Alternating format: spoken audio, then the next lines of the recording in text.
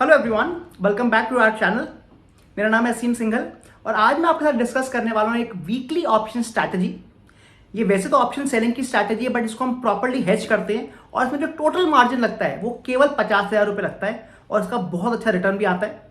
तो मैं आपको इस पूरे स्ट्रैटेजी के रूल्स बताऊंगा कि कैसे मैं एंट्री लेता हूँ, कैसे मैं एग्जिट करता हूँ, कैसे मैं कौन सी स्ट्राइक प्राइस को सेल करने वाला हूँ वो देखता हूँ, किस तरह से मुझे पता चल जाता है कि मुझे कौन सी ऑप्शन को बाय करना है फॉर हेजिंग।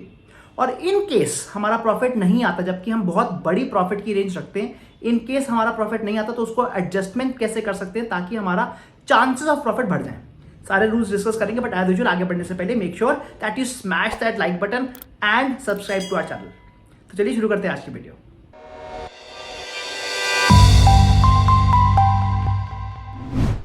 तो चलिए स्टार्ट करते हैं स्ट्रैटेजी, क्योंकि ये वीकली स्ट्रैटेजी है और इसमें मैं ऑप्शन सेलिंग भी करूंगा और ऑप्शन बाइंग भी करूंगा। तो हमें सबसे पहले पता चलना चाहिए कि जो निफ्टी है वो एक हफ्ते में कितना मूव करता है, एंड उसके बेसिस पर हम ये स्ट्रैटेजी बनाएंगे और देखेंगे कि क्या जो मूवमेंट आती है क्या वो उतनी मूवमेंट के अंदर मेरी स्ट्रैटेजी बन पाएगी कि नहीं। तो सबसे पहले मैं आपको निफ्टी का चार्ट दिखा रहा हूँ और यहाँ पर मैंने डेली टाइम फ्रेम को कन्वर्ट करके वीकली टाइम फ्रेम कर दिया है। और अगर मैं लास्ट के जनरली 3-4 वीक देख लेता हूँ, मतलब जो भी करंट के 4 वीक चल रहे हैं, क्योंकि उससे थोड़ा बहुत आइडिया मिल जाता है कि इस समय निफ्टी की क्या वॉलिटिलिटी चल रही है। तो अगर आप देखें, पिछले हफ्ते निफ्टी का जो हाई गया था वो 17,740 का गया था और लो 17,402 का गया था, मतलब करीब 400 पॉइंट की मूवमेंट मान सकते हैं। सिमिलरली उससे पहले वाले वीक में भी करीब 500 पॉइंट की मूवमेंट थी और उसके पहले वाले वीक में तो केवल 300 पॉइंट की थी, एंड उससे पहले भी करीब 400-500 पॉइंट की ही थी। मतलब अगर हम एवरेज देखें तो 400 या 500 पॉइंट का हम एवरेज दे सकते हैं। मतलब अगर हम ऐसे की स्ट्रैटेजी बना लेते हैं जहां पर 500 पॉइंट के मूवमेंट के अंदर हमारे सारे के सारे जो प्रॉफिट है आ रहा है, तो चांसेस रहेंगे कि हमारी अच्छा सक्सेस आ सकता है। तो इस स्ट्रैटेजी में मैं क्या करता हूँ कि मैं इसमें ऑप्शन सेलिंग भी करूंगा और ऑप्शन बाइंग भी करूंगा, बट जो हेजिंग करता हूँ मैं वो काफी मैं एग्रेसिव हेजिंग करता हूँ, एंड दैट इज वाई जो इस पूरी स्ट्रैटेजी में जो मेरे को टोटल मार्जिन रिक्वायरमेंट होती है वो केवल 50,000 या 60,000 रुपये ही होती है। तो इसमें सबसे पहले हम ऑप्शंस को सेलिंग करेंगे, बट हम कौन सी ऑप्शन को सेल करेंगे ये हमारे को डिपेंड करेगा विक्स पे। तो मैं अब आपको विक्स दिखा रहा हूँ। जो इंडिया विक्स है बेसिकली वो ये बताता है कि कितनी मूवमेंट आ रही है इस समय, कितनी वॉलिटिलिटी चल रही है निफ्टी में। और इस समय अगर आप देखें तो जो इंडिया विक्स का प्राइस चल रहा है वो करीब 12 का चल रहा है। तो जनरली जो मैं आइडिया करता हूँ कि मैं जो भी अब नेक्स्ट वीक आएगी, मतलब अगर हम आज बात करें, आज तो मैं 18 अप्रैल को वीडियो बना रहा हूँ, ऑब्वियसली अभी केवल 2 दिन रह गए हैं एक्सपायरी के, तो मैं अगले हफ्ते मतलब 27 अप्रैल के मैं एग्जाम्पल देखूंगा। तो एज ऑफ 27 अप्रैल जो भी ऑप्शन इंडिया वेक्स के मल्टीप्लाइड बाय 2, मतलब 24 से 25 रुपए की कॉल और 25 रुपए की पुट को उसको मैं सेल करूंगा। So that is my general idea कि जो भी इंडिया वेक्स चल रही है उसको मल्टीप्लाई बाय 2 कर दूंगा मैं और 24 से 25 रुपए की कॉल और पुट को सेल करूंगा। तो सबसे पहले मैं यहाँ पर आपको ऑप्शन बिल्डर पे ले जा रहा हूँ और यहाँ पर मैं ऑप्शंस को ऐड करने वाला हूँ। जैसे मैंने बोला कि क्योंकि ऑलरेडी आज 18 अप्रैल हो गई है जिस दिन मैं आपको ये वीडियो बना रहा हूँ, तो मैं अगले हफ्ते की मतलब 27 अप्रैल की आपको एग्जाम्पल दिखाऊंगा। एंड उसके बाद में यहाँ पे ऑप्शन चेन पे देख के अब हम ढूंढेंगे कि हमारी कौन सी कॉल और कौन सी पुट होने वाली है। तो मैंने 27 अप्रैल को लगा दिया है और यहाँ पर अब हम 24 से 25 रुपए की कॉल और पुट को ढूंढेंगे। अगर हम देखें जो पुट हमारी आ रही है वो 24 रुपए की पुट आ रही है 17,350 की, तो हम सबसे पहले 17,350 की पुट को सेल कर देंगे।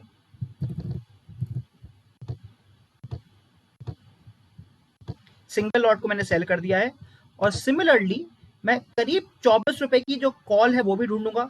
और ये आप देख रहे हैं ये 26 रुपए की आ रही है यहाँ पे 26.6 की, करीब 17,950 की कॉल है, तो मैं इसको भी यहाँ पे ऐड कर देता हूँ।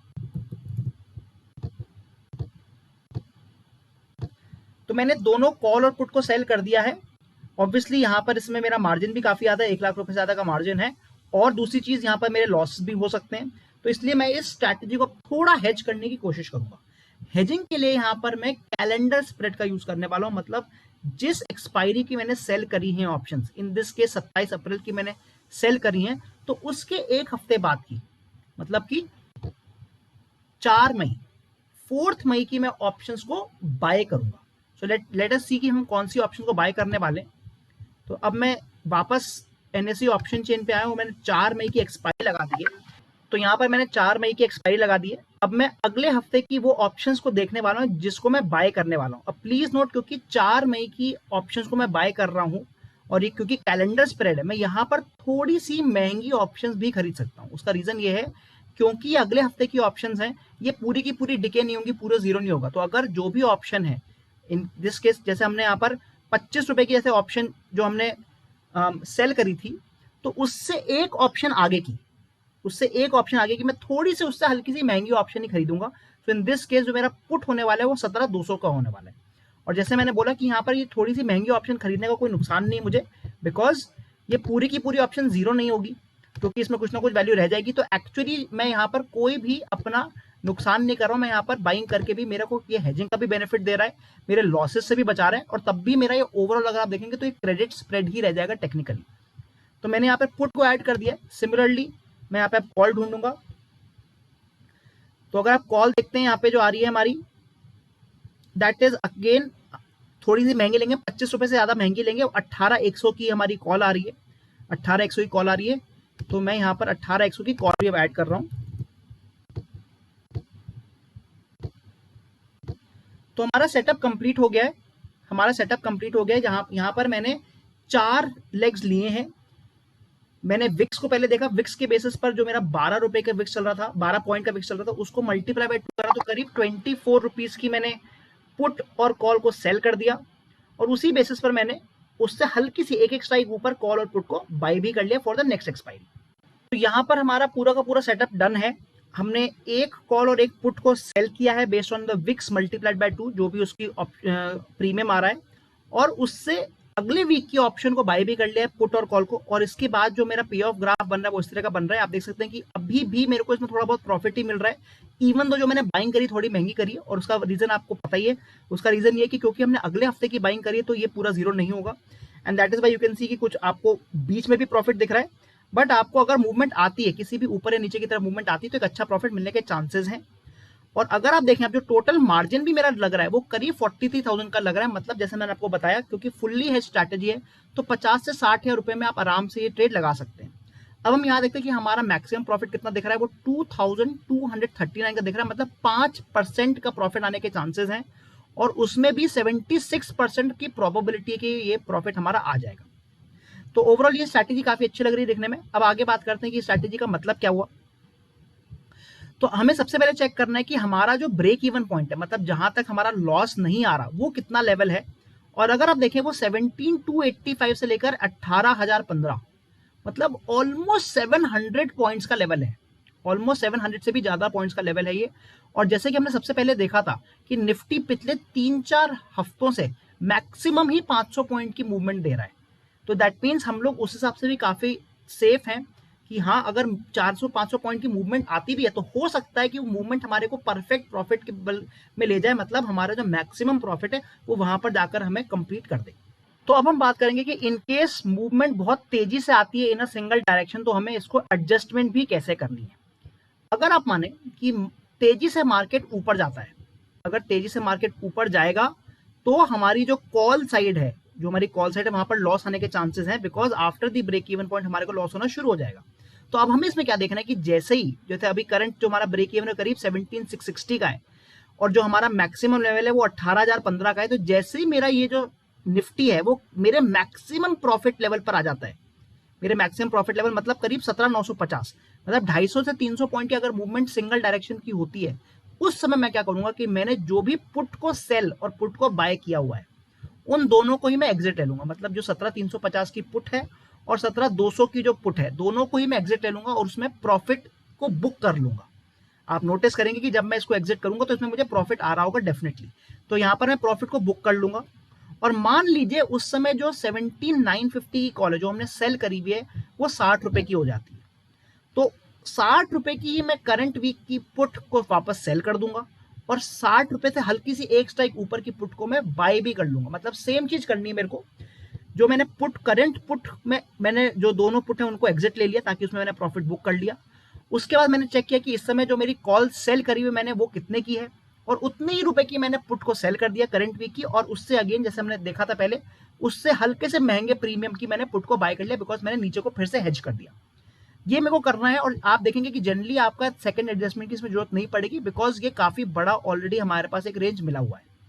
एंड सिमिलरली अगर स्टॉक नीचे की तरफ गिरता है, अगर निफ्टी नीचे की तरफ गिरता है और करीब इस लेवल पे मेरे मैक्सिमम लेवल पर आ जाता है, जो कि करीब 17,350 का है, मतलब अगेन 300 पॉइंट की हमें हमारे को मूव चाहिए निफ्टी की ऑन अ सिंगल डायरेक्शन, तब हम क्या करेंगे कि दोनों की दोनों कॉल्स जो हमने सेल और बाय करी हुई हैं, 17,950 की कॉल और 18,100 की कॉल, उनको हम एग्जिट करके प्रॉफिट बुक कर लेंगे।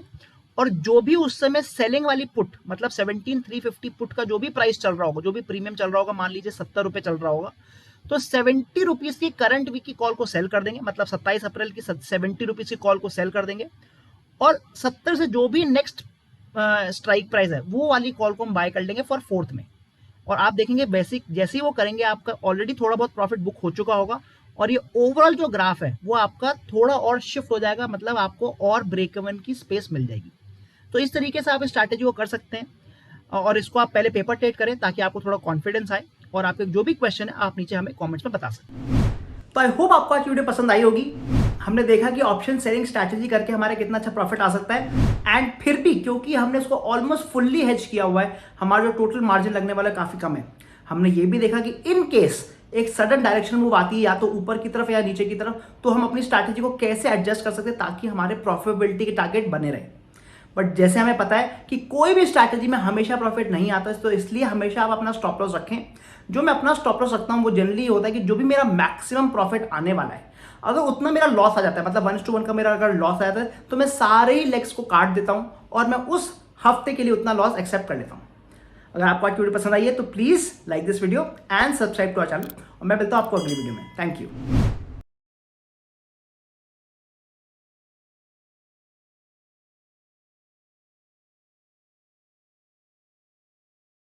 Investment in securities market are subject to market risks. Read all the related documents carefully before investing. Please read the risk disclosure documents carefully before investing in equity shares, derivatives, mutual fund, and or other instruments traded on the stock exchanges.